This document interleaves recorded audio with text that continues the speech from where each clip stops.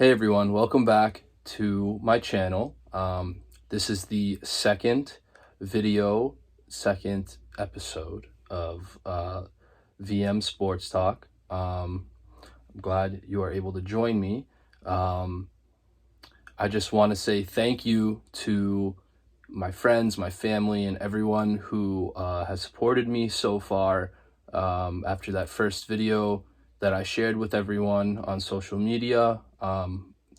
I can't say how much I appreciate all the love and support from everyone over the past few days, and I'm hoping that this can become something real, something like really good for everyone to watch and enjoy and take something away from at the most. So without further ado, let's get back into some news. So I was going to do an NFL mock draft because the NFL draft, although with everything going on in the world right now, the NFL draft is still taking place on this Thursday. It's going to be a little different than it has been really ever. Because of coronavirus, they are going to do it virtually. They're going to do the draft virtually. And I guess, from reports, the owners, and they being the owners and the coaches and GMs and everything, the commissioner, Roger Goodell, they did a run-up, their own kind of mock draft just to see how it would go. And I guess it didn't really go well. They really needed to figure out how they're going to make this work, because they're really, fans are clamoring for any kind of sporting event right now, and they're going to get millions of views. All these people around the country, around the world, are going to be watching right now because this is the closest semblance that they have to sports, at least for the foreseeable future. And it's been a little over a month now since the last NBA game, since everything got shut down. So this is pretty big. So the fact that they can't really get it together, a multi-billion-dollar business, they really need to figure things out. And I'm hoping there aren't really any hackers or anything like that. I'm sure they're anticipating that, and I'm hoping they have something to defend against them. But all that aside, let's, right before I get into this draft, let's talk about the news that came out today. The New England Patriots are trading Rob Gronkowski, barring the physical. It sounds like it's been taken, and if it goes well, I'm not sure if it has yet at the time of this video, but if it goes well, Rob Gronkowski, the former tight end now for the New England Patriots, is going to come out of retirement, and the Patriots are trading him to the Tampa Bay Buccaneers to join Tom Brady there in Tampa. So that's some pretty big news, if I must say so myself. The first thing I thought of was, what are they getting for Gronk? And it looks like they're sending him, along with the contract that he's going to make, which is $10 million this year. They're sending that and a 7th round pick to Tampa for Tampa Bay's 4th round pick. I know some people wanted more, some people wanted less. Some people thought Tampa Bay had all the leverage in the trade talks. Some people thought the Patriots might have had leverage in the trade talks. I think it's even 50-50 down the line. There were reasons that Tampa Bay, they could have just said, no, we're not giving you a first or a second or a third. I don't think Bill Belichick was really asking for any of that. He basically got a 4th round pick for a player that, wasn't going to play this year. Even if Gronk wanted to come back, even if he comes back, I don't think that was going to be the case for the Patriots this year. He was never going to play a game this year as a New England Patriot without Tom Brady on this football team. So to get a 4th round pick, move up 3 rounds essentially, for a guy that wasn't even going to play and was also going to cost you $10 million if he did play this year. I think that's really good. I think the Patriots came away really well out of this deal. And so, we can talk about that, for an hour if I really wanted to. But I guess like a closing statement would be, I don't know, the Patriots had some leverage there. You can't give it all. I wouldn't be angry with this deal.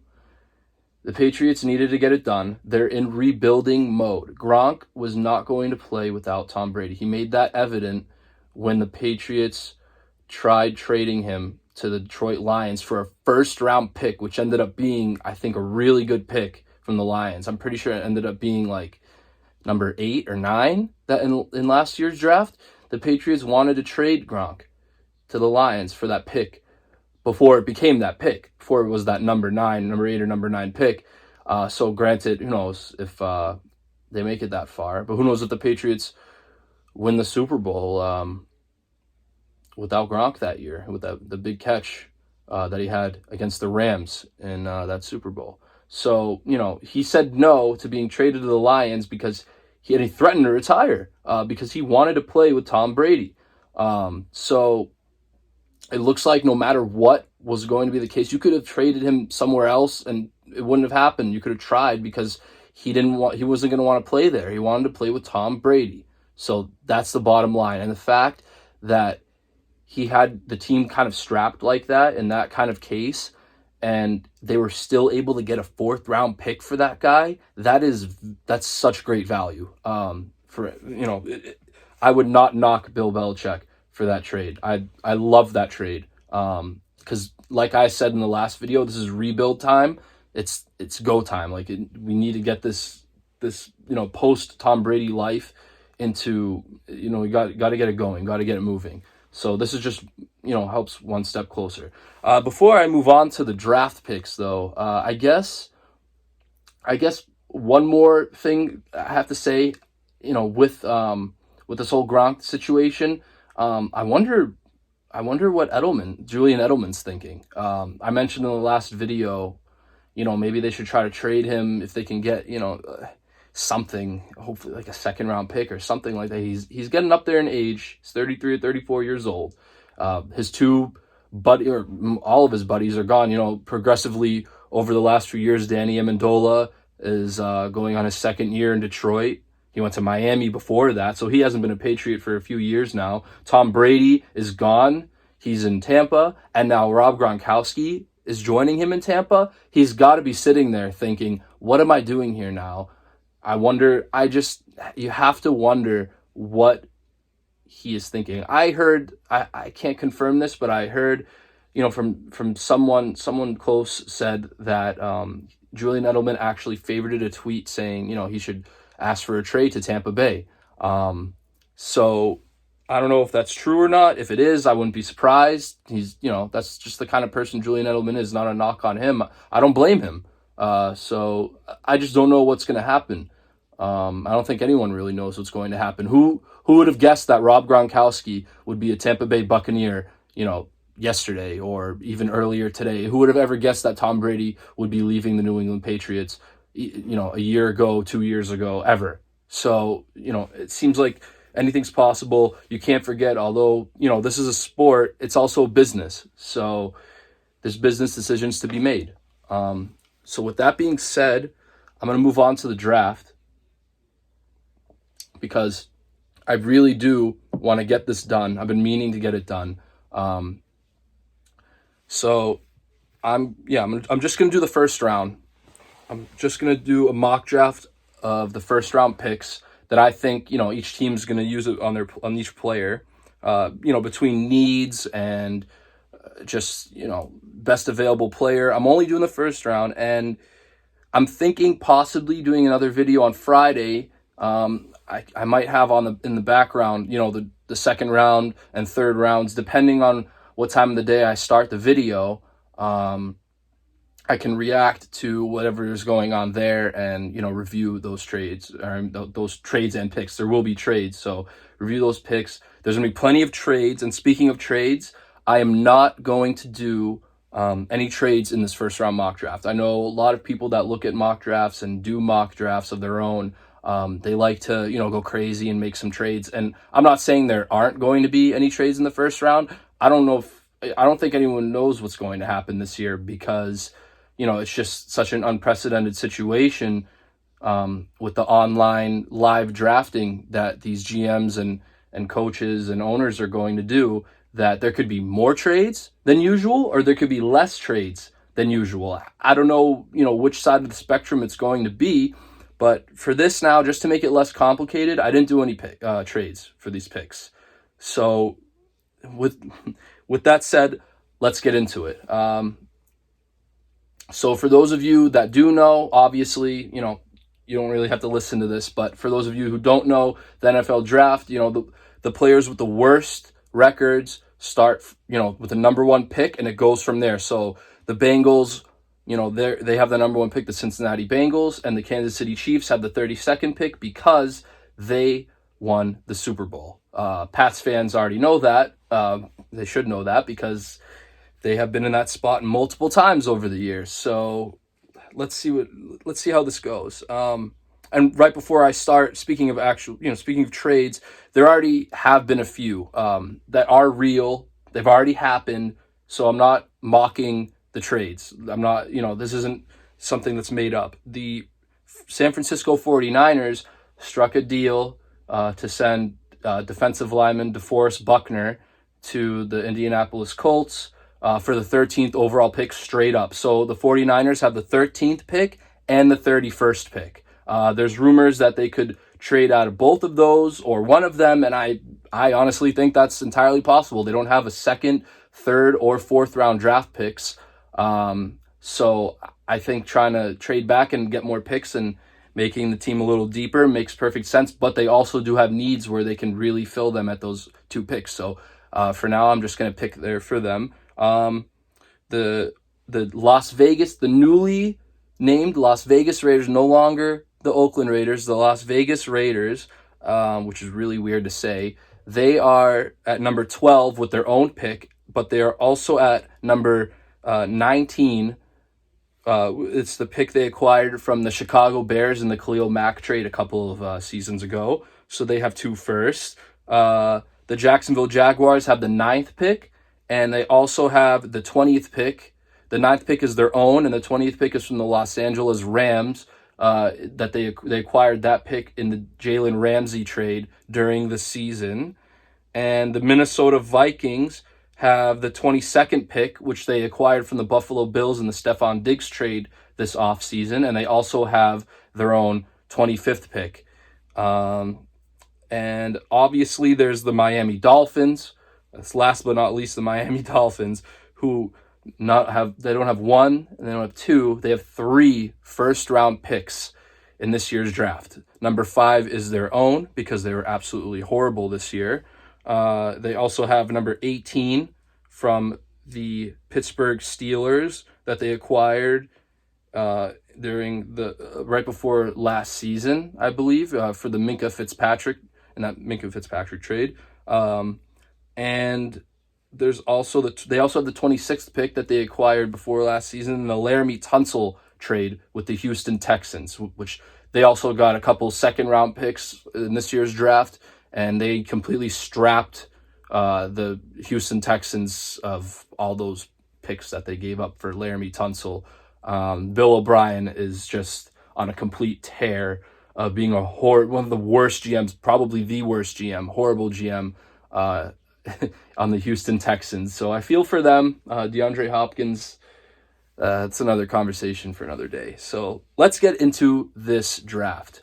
So let me pull this up for you guys. It's just this draft is so deep that I don't really know if a receiver is worth it. Like with the Patriots, and feel free to skip around, guys. If you're a fan of the Dolphins or the Giants, you don't have to wait too long for me to get to those picks. But I'm also going to do a review and a summary of why I have those teams taking that specific player. So if you don't want to wait around, like if you want to skip later into the video to see the 23rd pick that the Patriots making, then by all means, you're more than welcome to do something like that. I don't mind at all, and yeah, so feel free to do that. I know that people are there's different fans of different teams watching this, maybe possibly, and that would be great. I'd really love that. So if you are, feel free. So without further ado, let's get this rolling.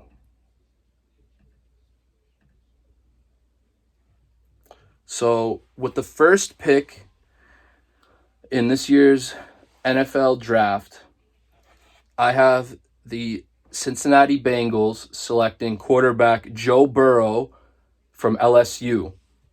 I think this says a lot. I mean, this speaks for itself. The Bengals are in this specific spot for a reason. Andy Dalton is just not cutting it as an NFL quarterback. He never really did. He had a couple of good years, but you know, he's still on the team, so you never know. They could go.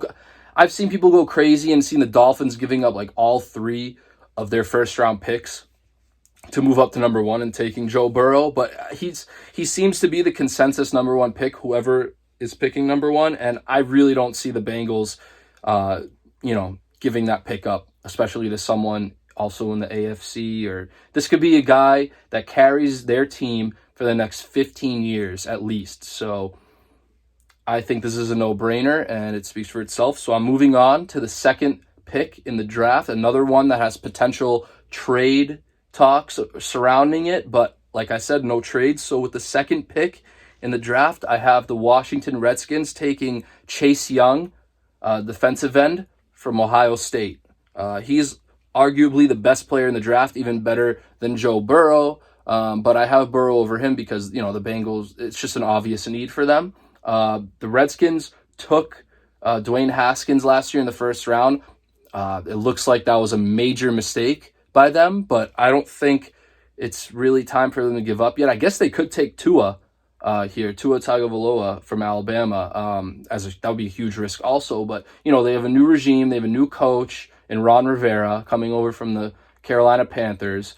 But he's a defensive-minded coach, and Chase Young is, he's being described as a generational talent at the edge position. So I think with this pick, he makes the most sense for the Washington Redskins.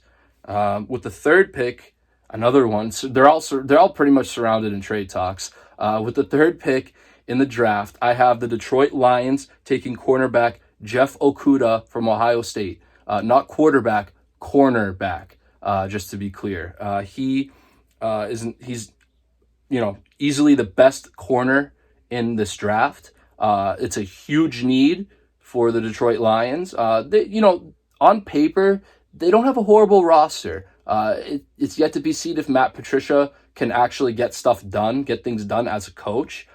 I'm not convinced. I think he might be, unfortunately, another failed Patriots assistant coach, trying to be a head coach in the league somewhere. But they just traded, arguably their best defender in Darius Slay to the Philadelphia Eagles this offseason. So, and they signed Desmond Trufant, but he's not what he used to be, and he's not close to Darius Slay. At least with Jeff Okudah, that's a top pick who can be a number one corner for years to come, and it helps the defensive-minded Matt Patricia try to run this team. So moving on with the fourth pick. So I think this is where it gets different. With a lot of mock drafts I've seen the first three picks that I just made pretty much the universal first three picks. This one's heading in a different direction. With the fourth pick in the draft, I have the New York Giants taking Jedrick Wills, the offensive tackle from Alabama. A lot of people have Isaiah Simmons going here. That's another possible trade-up spot with the Dolphins and Chargers, perhaps. But I think personally, the Giants made a huge investment in their quarterback last year. They made a huge thing with Jones. So they need to protect him. They need to get him some help. Sorry about that. They need to get him some help. And, they're pretty good at the receiver position. They're obviously set at the running back position with Saquon Barkley. Their defense does need a lot of help, and I can see why Isaiah Simmons could be the pick here. But I think you need to do your best to invest in the offensive line to protect your quarterback, especially if it's only his second year. He had a couple of ankle injuries last year, so they really need to protect him. Nate Solder, I don't think he's doesn't look like he's going to be any good as an offensive tackle. So put someone on the left, put someone on the right, and you're moving in the right direction for that franchise. Finally, they haven't had a good offensive line in years, so this would be something good for them. With the 5th pick in the draft, I have the Miami Dolphins taking Tua Tagovailoa from Alabama, the quarterback from Alabama. I think no matter what, they're going to take him. They're going to get him somehow, whether that's staying put where they are and hoping he falls there, whether that's trading up with one of those teams in front of them. I think he's their guy. I don't think he plays this year for them, at very least the beginning, maybe even the whole season. So this is what they were trying to do. They were trying to tank. They ended up with the 5th pick. They were an awful team, and they get the guy that they wanted. I think personally, I've heard that, unanimously, they all love Joe Burrow in that front office, their general manager and scouts and everything. They want Joe Burrow, but they can see that it's not a realistic, opportunity for them. And after that, they're pretty split on Tua and Justin Herbert, the quarterback out of Oregon. But I just think you got to take Tua. You take that risk, and worst comes to worst, you end up just being the Dolphins again, and you're awful for another year or two, and you draft another quarterback. It's really just rinse and repeat at this point for some of these teams. So, yeah. On to the next pick. Speaking of Justin Herbert, I have him going number 6 to the Los Angeles Chargers. They just lost Phillip Rivers. They parted ways in this offseason, and he ended up signing with the Indianapolis Colts.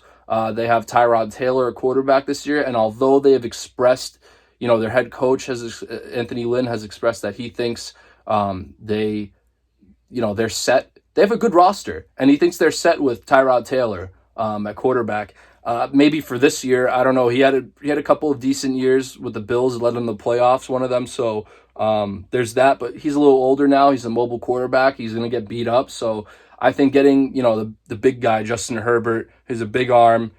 Some of these Oregon quarterbacks haven't really worked out. But you gotta address that position when you are as bad as you were with the quarterback that you just lost. So you kind of have to figure something out here, and I would take the quarterback here if I were the Los Angeles Chargers. Speaking of which, they released their jerseys today, and their jerseys are amazing. They're new jerseys. They're easily my favorite jerseys that any team has released out of all the NFL teams that have so far. The Patriots, they're okay. The Atlanta Falcons, their jerseys are awful. But the Los Angeles, they've always had, even when they were in San Diego, they've always had amazing jerseys. And I think they just built upon that even more with these latest ones. If you want to take a look, they are all over Twitter. So all you got to do is type in probably just Chargers and you'll see those jerseys. So, yeah. With the 7th pick in the draft, I have the Carolina Panthers taking Isaiah Simmons, the linebacker / safety. You can play both out of Clemson. I think this is a no-brainer. I've heard that they have fallen in love with him. I think he can go as high as number 4 to the Giants. He's an athletic freak. The Panthers just lost Luke Kuechly. He retired because due to concussions this past offseason. So Simmons playing the linebacker position is probably the perfect. Just slotting him in there. He's a freak. Athletically, so slotting him in there is perfect for them. Number 8, there's a lot of different opinions on this one. I've heard Kyler Murray, the quarterback for the the Cardinals, is trying to get the team to draft his buddy CeeDee Lamb, which is a wide receiver at Oklahoma. I have CeeDee Lamb going at some point in the first round, but not here. They just traded for DeAndre Hopkins. I think their receivers are set. They have a pretty good running back in Kenyon Drake. Their defense, it can be flashy at times, but it looks like they're really going to try to beat up on teams with their offense this year. And I think trying to protect Murray, he's a small quarterback, and he's mobile. So, he can be prone to getting some big hits thrown on him, and he might get injured. So you want to protect that investment, just like with the Giants.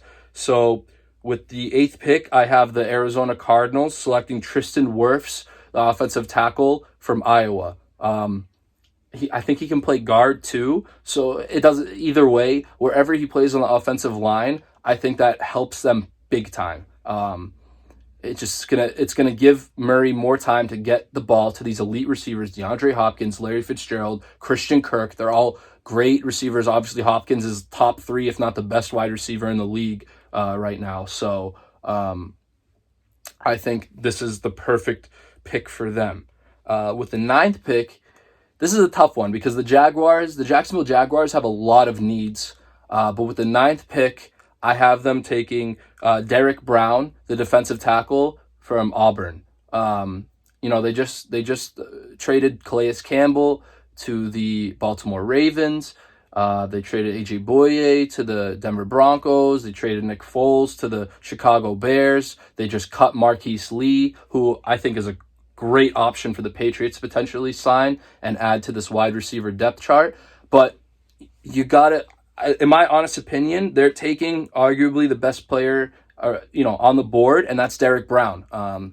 He can be a nose tackle, a defensive tackle for them for years to come, and they're a team that builds from the defense and out. They're probably going to trade Leonard Fournette, so they might take a running back at some point later on too. But I think it's a little too early for that right now. Actually, probably way too early for a running back right now.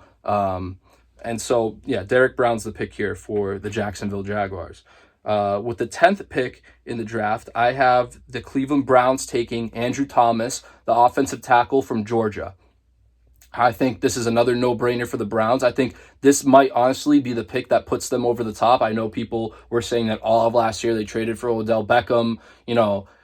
They signed Kareem Hunt. They this year they signed Austin Hooper. They signed Jack Conklin. It's a great right tackle. He can play left tackle. All these different things, but they still need to shore up that offensive tackle, offensive line. And I think Andrew Thomas, the other offensive tackles, Jarek Wills and Tristan Wirfs that I already had go. I think they have more potential than Thomas, but I think he's the most NFL ready right now from what I've seen and what I've heard. So that's what the Cleveland Browns need. They really need that right now. They need someone that's ready to go because they should be, on paper with that team, they should be a playoff team, at least a wild card team. So I think that's the pick to make for them. Let me get a drink of water real quick. All right, so now that we're through the first 10 picks in the draft, with the 11th pick, I have the New York Jets taking CeeDee Lamb, the wide receiver from Oklahoma that I mentioned earlier. The Jets, they also have a couple of needs. I could see them going offensive tackle here, or offensive line in general. That's something they might need to protect Sam Darnold because they are treating him like he's their franchise quarterback. But you can also get your franchise quarterback weapons. That's the next step. If you don't think that protecting him is as important as the weapons, or if it's a reach potentially. And I don't think CeeDee Lamb is a reach here. I think he's a great pick for them. They just lost Robbie Anderson to the Carolina Panthers this offseason. But in my honest opinion, even as a rookie, I think CeeDee Lamb is going to be a better fit in that offense than Robbie Anderson ever was for them with Sam Darnold. As long as they can get some practice in, just adding him to that wide receiver core. They don't really have tight ends. Their wide receivers are Jamison Crowder and Quincy Enunwa, and it's just some guys pretty much, So I think CeeDee Lamb and Sam Darnold, I hate it as a Patriots fan, but I think those two can, be a nice combo for years to come. And with that said, we're going to go on a little bit of a wide receiver run here, 2 in a row and then another one a couple after. But with the 12th pick, I have the Las Vegas Raiders, not Oakland, Las Vegas Raiders taking Jerry Jeudy, the wide receiver from Alabama. It's pretty much been a toss-up from what I've heard between CeeDee Lamb and Jerry Jeudy. Some guys like one, some guys like the other. Teams, honestly, it's whoever you personally like more. I think that's what it's going to come down to. And if I'm the Raiders, I'm ecstatic either way with either guy that they get. So, Jerry Jeudy is the pick here. They need a receiver. They have Derek Carr. They have Marcus Mariota.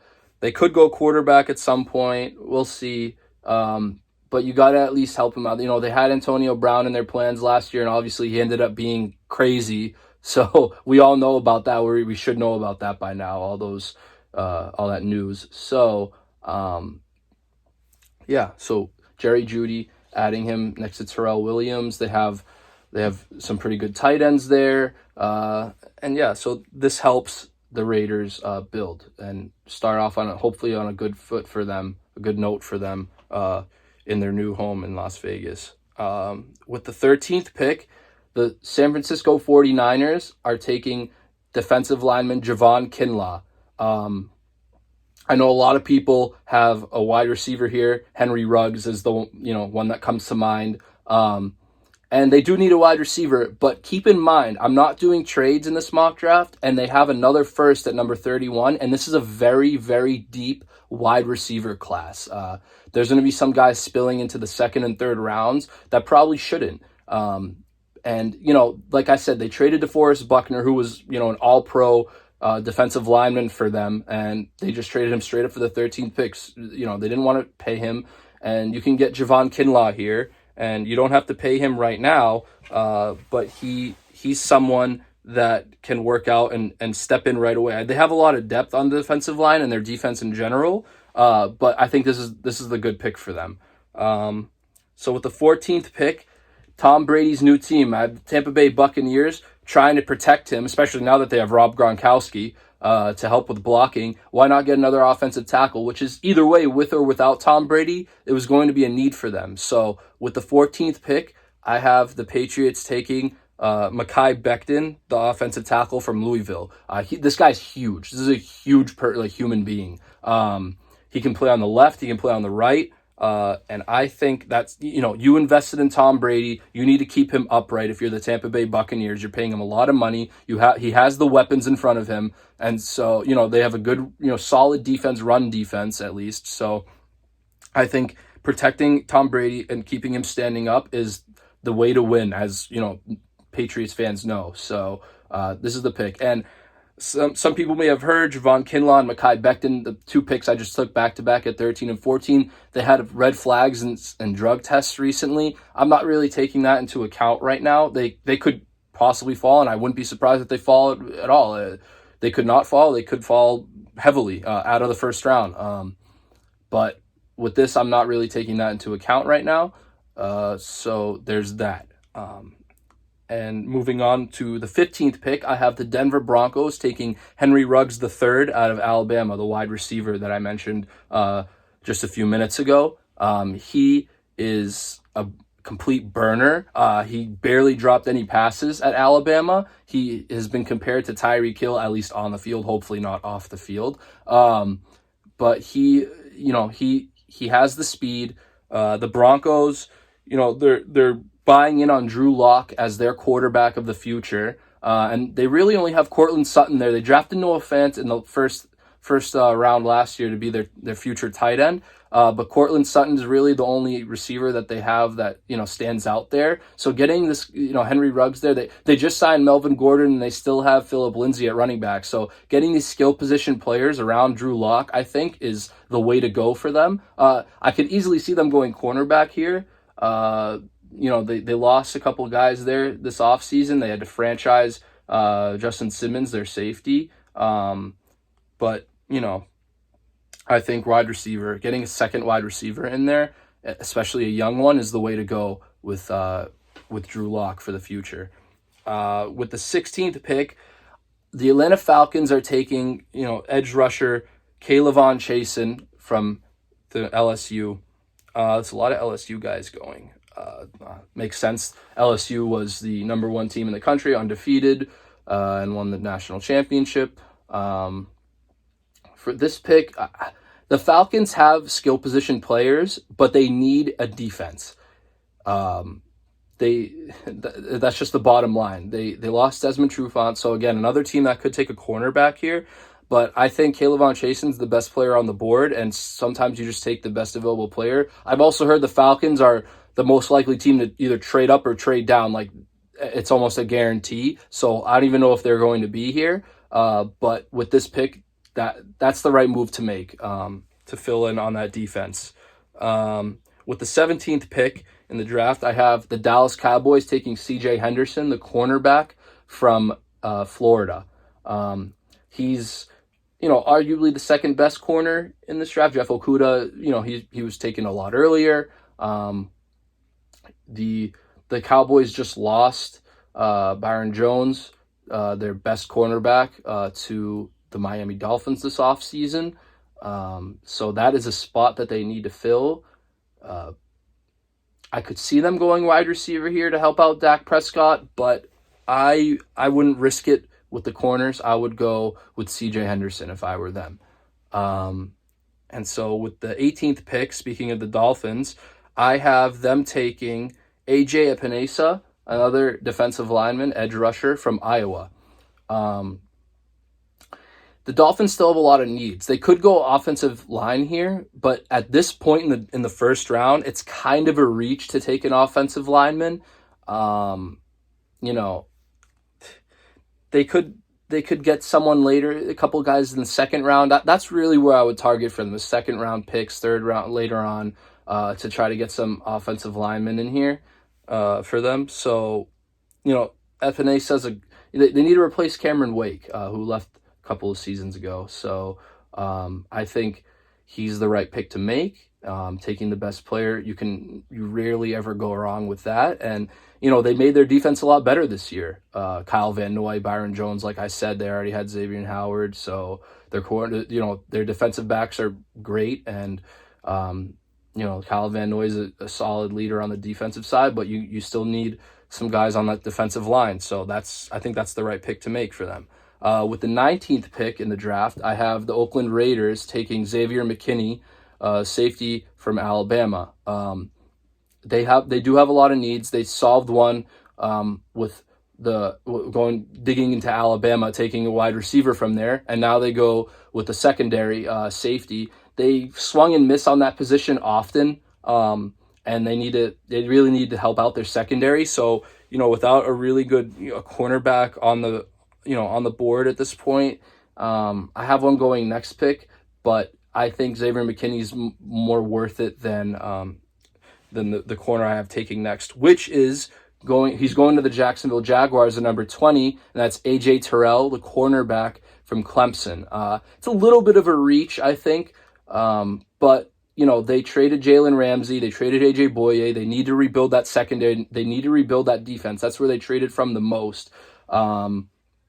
This offseason.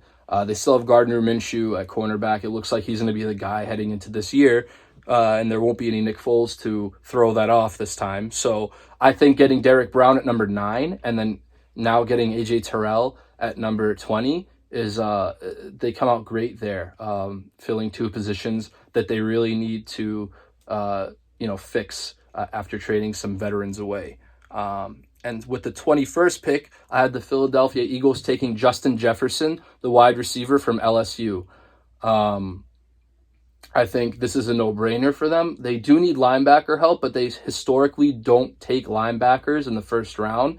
And their fans are clamoring for a wide receiver. Get some help for Carson Wentz. They have really good tight ends. Dallas Goedert and Zach Ertz.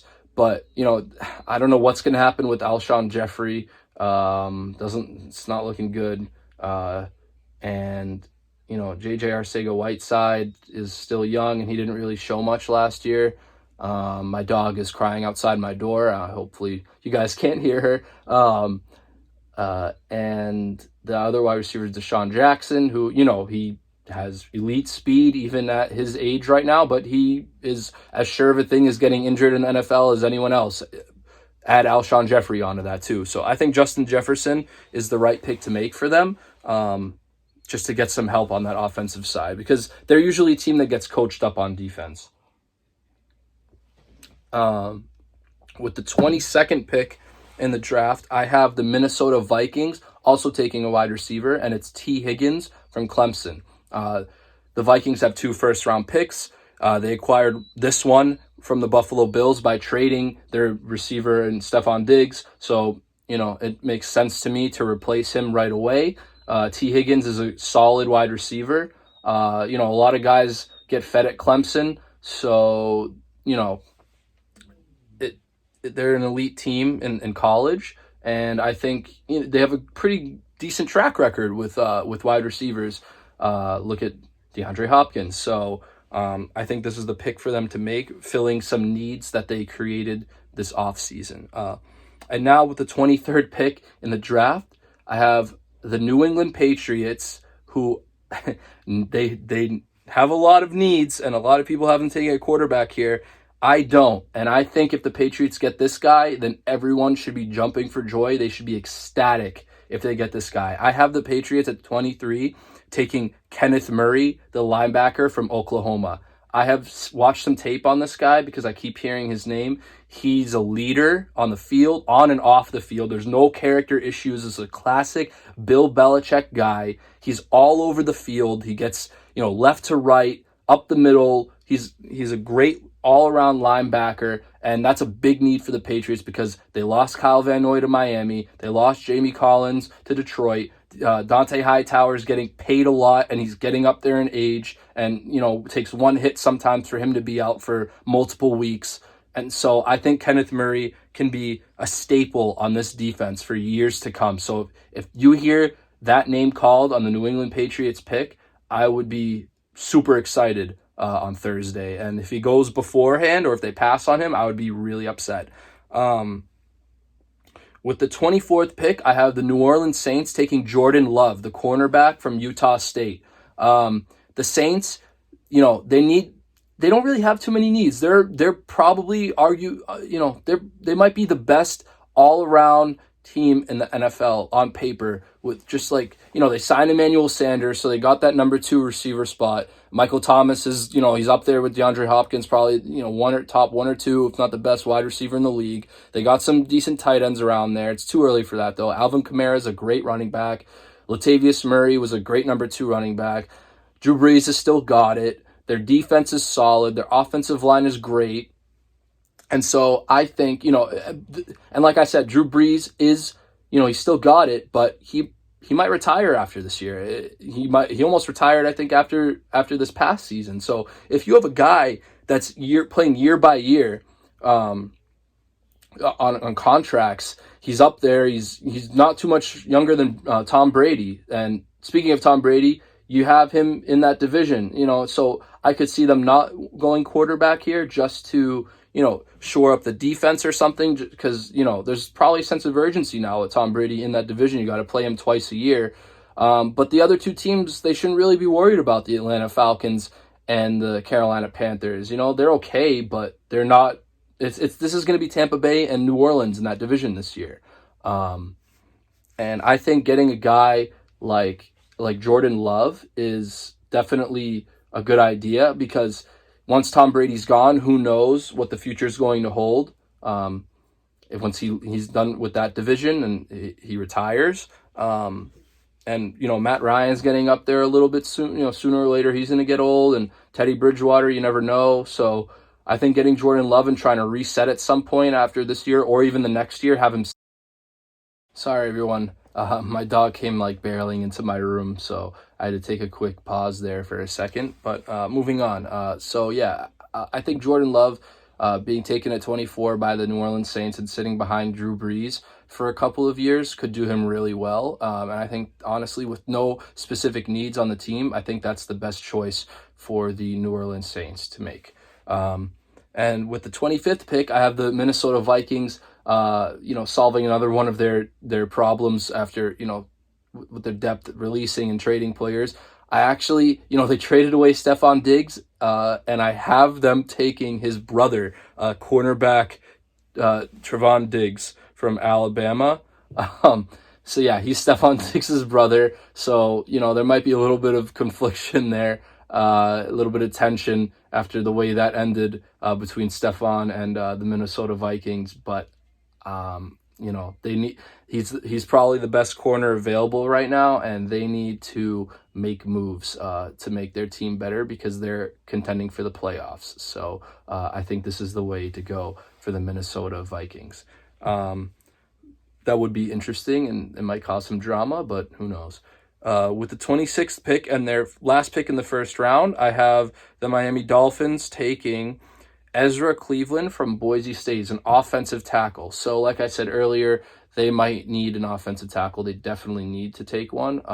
And it could have been later. They could take one earlier. Who knows? But I think this is the perfect position for Ezra Cleveland to be taken. And I think he helps them immediately and for the future to protect Tua Tagovailoa, their future quarterback that they took at number 5 overall in this mock draft. So that's pretty cut and dry. With the 27th pick, I have the Seattle Seahawks taking Yetur Gross-Matos from Penn State. The Seahawks are another one of those teams that are really good. They might take an offensive lineman here because they've really needed help on that front for a few years now, but it doesn't look like they're going to keep Jadeveon Clowney after trading for him last offseason. I think, trying to get a replacement for him and bulking up that defense, which is what they're really known for, ground and pound defense and running on the running backs on the offense. I think that's the way to go for them.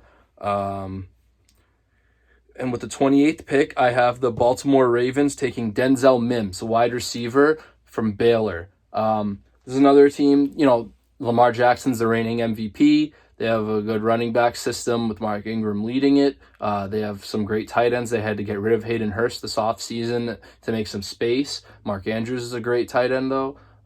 They drafted a receiver in the first round last year in Marquise Hollywood Brown. But after that, it's really just like Willie Snead and some guys. And their defense is always going to be really solid in Baltimore. So I think taking the big wide receiver in Denzel Mims is perfect. He, red zone, that would be perfect scenarios for him and Lamar Jackson. And, although I don't want them to be as good as the Patriots, I think that's the perfect pick for them here. With the 29th pick, I have the Tennessee Titans taking Josh Jones, the offensive tackle from Houston. The Tennessee Titans somehow managed to keep both Ryan Tannehill and Derrick Henry this offseason with signing Tannehill and franchise tagging Derrick Henry. But after that, they, unfortunately for them, lost Jack Conklin to the Cleveland Browns. And they need to replace him and keep Tannehill up and keep some good blocking in front of Derrick Henry. So I think Josh Jones playing either on the left or right side is perfect for them. So there's that. Pretty simple pick. With the 30th pick, this was probably the toughest one for me in the first round. I have the Green Bay Packers at number 30 taking Patrick Queen, the linebacker from LSU. They don't have a ton of needs. They signed Devin Funchess. He's okay. Wide receiver he can be. Let's see how he does with Aaron Rodgers. They could draft another wide receiver if they really wanted to, but if I were them, I would build up that defense a little bit more, and Patrick Queen's, probably he's the second best linebacker in this draft, another LSU guy, and he can help run that defense in that tough. It's a tough division in the NFC North with the Chicago Bears, Minnesota Vikings, and even the Detroit Lions. Sometimes those rivalries are some of the best in the NFL, and they're really tough. So I think this is the perfect pick for the Green Bay Packers and the perfect place to go for Patrick Queen. With the 31st pick, I have the San Francisco 49ers taking Brandon Ayuk, the wide receiver from Arizona State. They didn't take a wide receiver earlier, like a lot of people might have thought they would. But like I said, this is a really deep draft class. There was a few guys taken in between, Henry Ruggs, who probably could have gone there, and now. And there's some guys that'll go earlier in the second round right after this pick. So I think they solved two really big problems on their team with these, with the 13th pick, getting Javon Kinlaw, and now Brandon Ayuk's another good, solid young receiver for Jimmy Garoppolo to throw to. So yeah, and last but not least, the Super Bowl champion Kansas City Chiefs, with the 32nd pick in the draft, I have them taking Neville Gallimore. He's a defensive lineman from Oklahoma. This is another team. They're pretty much set on offense. They could go running back here, but I think Andy Reid's pretty set with the running backs that he has. I wouldn't be surprised if they go running back. I wouldn't be surprised if they trade back and acquire more picks. But if I didn't pick Gallimore here, I think a running back like DeAndre Swift or Jonathan Taylor, who I love. I love Jonathan Taylor from this running back group. I wish the Patriots could get rid of Sony Michel and take Jonathan Taylor somehow, but that's a pipe dream. I think he could easily go here and help bulk up the Kansas City Chiefs on offense, but I think they'd rather go defensive line here just because they had to franchise tag their defensive lineman, Chris Jones, and he's like one of, if not their best defenders. So I think, if they lose him in this coming off season or possibly trade him, I think this guy Gallimore is a great fit to replace him on defense. Another guy that could go is Grant Delpit around these picks, the safety from LSU, but I think he's probably going to go a little earlier in the second round. He'll fall out of the late first. So yeah, thank you guys for joining me. I know this is a longer video than the first one. I hope you had a good time with this mock draft. I love doing stuff like this. I'll probably do it for fantasy football when that time of the year comes around. Speaking of fantasy football, I think Tom Brady just took a huge leap forward, even if Rob Gronkowski is, only a shell of himself from the past few years before he retired. So, that helps him immediately. It helps the other receivers in Tampa. And I think, it's going to be a really good year for them. But again, thank you for joining me. Thank you. I'd love for you to subscribe and like this video, either or both. That would be amazing. Turn alerts on if you want to. There'll be more videos to come. Like I said, I'll probably be doing a follow-up to the first round earlier on Friday. Hopefully I'll get that done. And yeah, thank you for joining me, and see you next time.